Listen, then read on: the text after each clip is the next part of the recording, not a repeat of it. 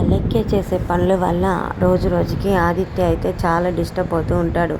అయితే అలెక్కే చేస్తుందంతా కావాలని డ్రామా ఆడుతుందని తెలుసుకున్న ఆదిత్య అయితే ఇంకా అలెక్యకి బలవంతంగా శ్రీనునిచ్చి పెళ్లి చేసేస్తాడు. అవునండి, రాబోయే కథలు అయితే చాలా చాలా ఇంట్రెస్టింగ్ అయితే ఉంటుంది. మీకు కనుక ఈ వీడియో నచ్చితే వీడియోకి ఒక లైక్ చేయండి.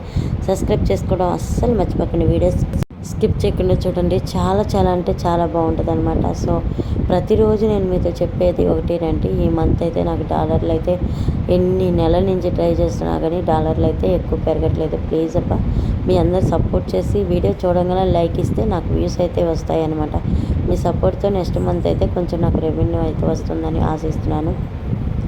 ఇక్కడ వాసవి కనిక పరమేశ్వర అమ్మవారి దయ అయితే నా మీద ఉండి వీడియో అయితే కొంచెం ముందుకు వెళ్తుందని మనస్ఫూర్తిగా కోరుకున్నాను. జై వాసవి మాత. ఇంక వీడియోలోకి అయితే వెళ్ళిపోదాము. ఇంకా ఆదిత్య అయితే ప్రతిరోజు ఇంట్లో జరిగే సంఘటనలకైతే చాలా బాధపడుతూ ఉంటాడు.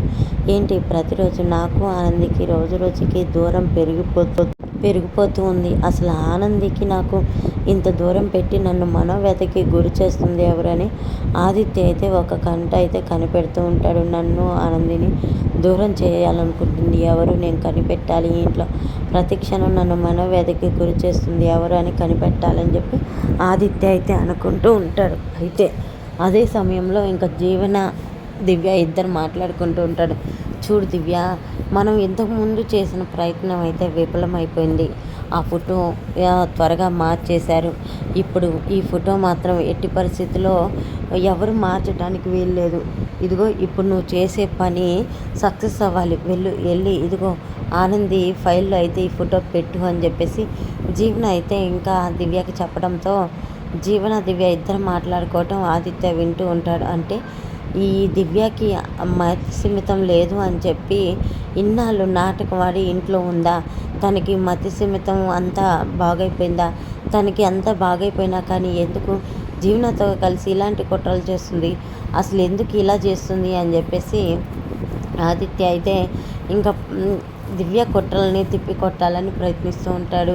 ఇంకా దివ్య అయితే మెల్లగా వచ్చి ఆనంది ఫైల్లో అయితే ఆ ఫోటో పెడుతుంది. ఆదిత్య దివ్య ఇద్దరు దిగి క్లోజ్గా ఉన్న ఫోటో అయితే ఈ దెబ్బకి అక్కకి నిజం తెలిసిపోతుంది. ఆదిత్య నా వాడైపోతాడు అనగానే ఇంకా దివ్య అటు వెళ్ళడంతో ఆదిత్య అయితే ఆ ఫోటో తీసి చించేస్తాడు. అసలు దివ్య ఇలాంటిదని అనుకోలేదు. తనకి మతి సిమితం బాగలేదు అనుకున్నాను కానీ తనకి అంతా బాగుండి కూడా నన్ను నేను దూరం చేయాలనుకుంది. ఆనంది పాపం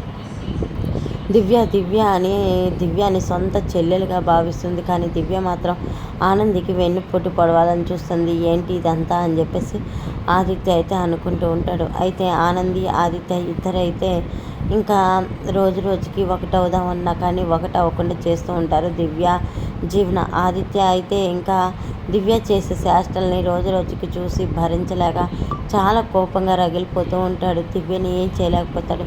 ఓ పక్క సునందకు కూడా ఏం చెప్పలేకపోతాడు. ఎలాగైనా దివ్యని ఈ ఇంట్లో నుంచి పంపించేయాలని చెప్పి ఒక నిర్ణయం అయితే తీసుకుంటాడు. నిర్ణయం తీసుకొని ఇంకా శ్రీనుకి అయితే ఫోన్ చేస్తాడు. శ్రీను అయితే ఏంటి సారు అని చెప్పి ఆదిత్యాన్ని అడుగుతూ ఉండగా, శ్రీను నాకు ఒక హెల్ప్ చేస్తావా అంటే, తప్పకుండా సారు, మీరు ఏం చేయమన్నా మీకు ఆ హెల్ప్ నేను చేయను అనను కదా, మీరు ఏం హెల్ప్ కావాలో అడగండి అని చెప్పేసి అడుగుతూ ఇంకా అడగమంటే ఇంకా ఆ మాటకి ఆదిత్య అయితే నువ్వు దివ్యని పెళ్లి చేసుకుంటావా శ్రీను అని చెప్పేసి అడగటంతో ఏమంటున్నారు సార్ మీరు అని చెప్పి ఒక్కసారిగా షాక్ అయిపోతాడు శ్రీను. ఏంటి శ్రీను షాక్ అయిపోతున్నావు, నీ చిలకమ్మంటే నీకు ఇష్టం లేదా అనగానే ఆదిత్య అన్న మాటలకి ఒక్కసారిగా షాక్ అయిపోతాడు అనమాట. షాక్ అయిపోయి అలాగే చూస్తూ ఉంటాడు. ఏంటి అసలు ఇలా మాట్లాడుతున్నారు అని చెప్పేసి అలాగే చూస్తూ ఉంటాడు. ఏంటి నీకు నేను చెప్పింది అర్థం కాలేదా అని చెప్పేసి ఆదిత్య అడుగుతూ ఉంటాడు. అర్థమైంది సార్, మీరు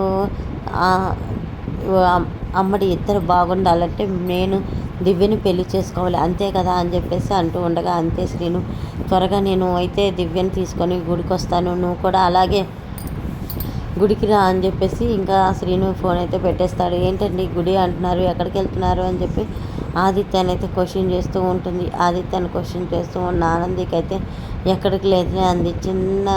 కొంచెం నాకు పని ఉంది అని చెప్పి ఆదిత్య అయితే అక్కడి నుంచి వెళ్ళిపోతాడు. ఏంటో ఆదిత్య గారు ఏంటో పని ఉందని వెళ్ళిపోతున్నారు. అసలు నాకు చెప్పని పని ఏముంది ఆదిత్యకి అని చెప్పి ఆనంది అనుకుంటూ ఉంటుంది. ఇంకా ఆనంది ఆదిత్య ఇద్దరైతే చాలా ఆనందంగా ఉండటంతో అయితే ఇంకా ఆదిత్య ఇంకా నేను ఈరోజు చేసే పనికి ఆనందికి జీవితంలో ఇంకెప్పుడు బాధ కలగదు అని చెప్పేసి ఇంకా గుడికి వెళ్ళి శ్రీనుకి దివ్యకి అయితే పెళ్లి చేస్తాడు. దివ్య అయితే శ్రీనుని చూసి శ్రీను పట్టుకున్న తాళం చూసి షాక్ అయిపోతుంది.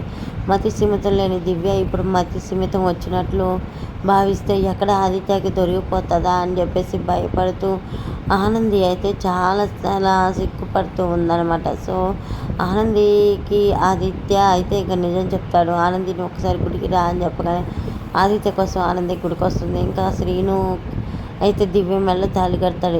నా మెల్ల తాళి కడతావు ఏంటి, నీకేమన్నా బుద్ధి ఉందా, ప్లీజ్ నన్ను వదులు అని చెప్పి అంటూ ఉండగా ఏంటి వదిలే సమస్య లేదని చెప్పేసి అంటూ ఉండగా ఇంకా అప్పుడైతే ఇంకా దివ్య ఒక్క చిన్న పని చేసింది కాబట్టి ఇప్పుడు నేను చెప్పాల్సి వస్తున్నా.